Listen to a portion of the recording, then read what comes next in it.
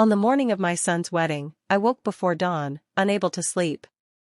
Nerves, I told myself, the kind any mother feels before the biggest day of her child's life. I sat in my home office, the spreadsheets on my screen a blur.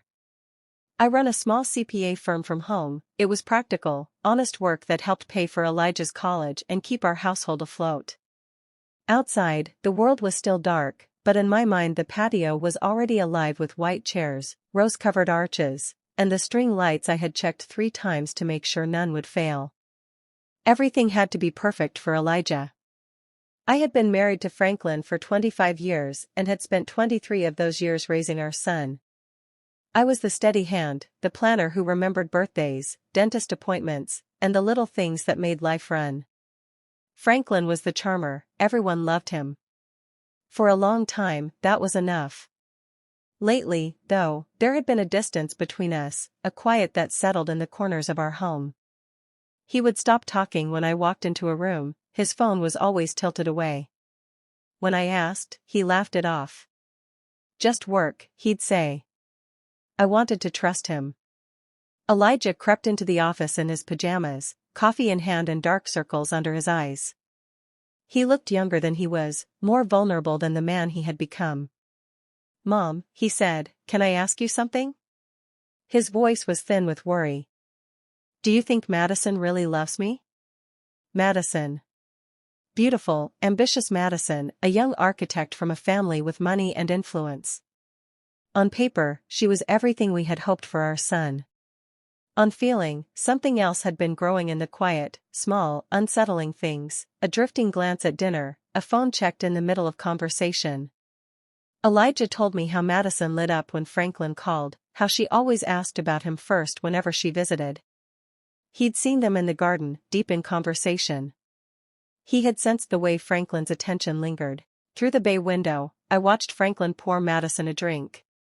They stood near the fireplace, the very place where we had posed for family photos every Christmas, and their bodies moved together with a familiarity that stole my breath. His hand rested low on her back, a casual contact that lasted too long. Then she leaned into him and they began to kiss. Not a quick peck. A slow, hungry kiss, like something stolen from a film. I took an angry step toward the door, ready to tear the house apart with my fury. I wanted the scene. I wanted to confront them, to make them stop. Then movement in the upstairs hallway halted me. Elijah, ghost pale and raw, stood in the shadow of the stairwell, his face a mask of stone. The sight of him stopped me harder than any betrayal could have. He had known. He had been hiding his knowledge, and his pain, to spare me. He whispered that he had suspected for weeks. He had followed leads and then, quietly, hired someone to confirm it, a private investigator. He showed me a gallery of photographs on his phone, lunches and late nights, hands entwined in parking lots, faces flushed after secret meetings. Each image widened the wound in my chest. "Elijah," I breathed. "Why didn't you tell me?" "I needed proof," he said, voice steady in a way that frightened me. "I wanted them to hang themselves.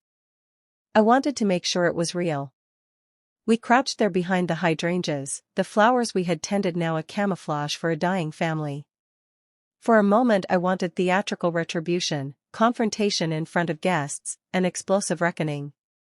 But as Elijah's plan unfolded, I realized how quick we could be played.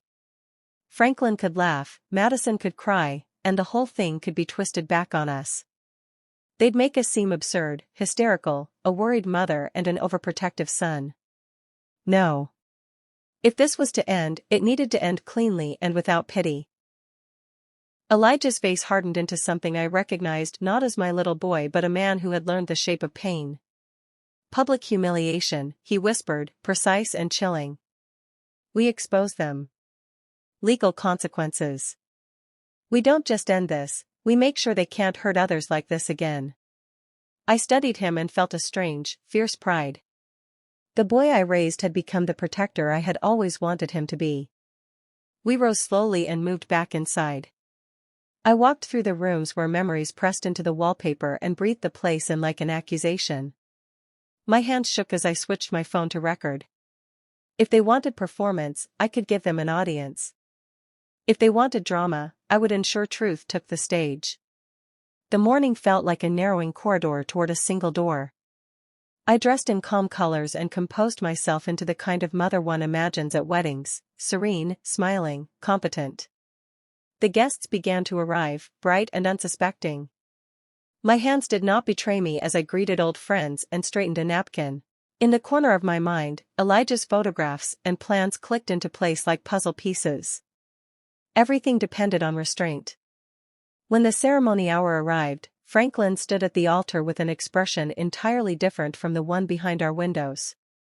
He was practiced, polished, the charming man in his role. Madison was luminous and white, smiling with a confidence sharpened by privilege. I watched the congregation inhale, ready to witness joy. At the moment Franklin took his bows, the air shifted. A hush fell like the first snow. My son's voice cut through the hush, not with accusation but with a cold, methodical clarity. He presented the evidence, photos with timestamps, travel receipts, messages compiled into a web of betrayal. The officiant's script faltered. Faces paled. The chatter of hidden murmurs rose like a tide. "Elijah," I said softly into the microphone, my voice carrying across the rows, "this was supposed to be your day.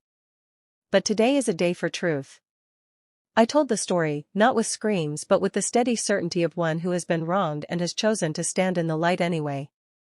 I spoke of the small betrayals that became patterns, of afternoons misrepresented as business lunches, of nights stolen in corners of our city. I spoke of dignity, of how love that suffocates must be released. I spoke of the fierce promise a mother has to protect her child's future, not by tearing down everyone in sight, but by giving them the chance to start honest lives again. Madison's face crumpled, Franklin's charm dissolved into a flurry of excuses. Some guests gasped, others clutched at their programs like talismans. There were tears, not all of them mine. But where humiliation might have landed like a blow, I offered instead an unexpected mercy, a refusal to be spectacle. I would not play their game of vengeance. We would let truth be the judge. In the days that followed, there were calls, lawyers, and meetings. There was sorrow, the kind that unstitched the edges of a life you thought fitted perfectly. There was also a fierce, bright thing, a freedom I hadn't known I yearned for. Elijah and I rebuilt what was broken in ways that mattered. He healed. I healed. On an ordinary afternoon months later, sitting at the kitchen table with a fresh cup of coffee, Elijah reached across and took my hand. "Thank you," he said quietly. We did not need grand declarations. The wound that once ached hollow found flesh again over time. We planted new hydrangeas and watched them grow. The house, which had seen both joy and deceit, held us steady. I realized that betrayal had not been the end of our story, it was the hinge on a new door. We closed that chapter not with vengeance but with truth, and in doing so, we stepped into a softer, truer life. The vows we cherished had been broken, but from the shards something honest and resilient was born.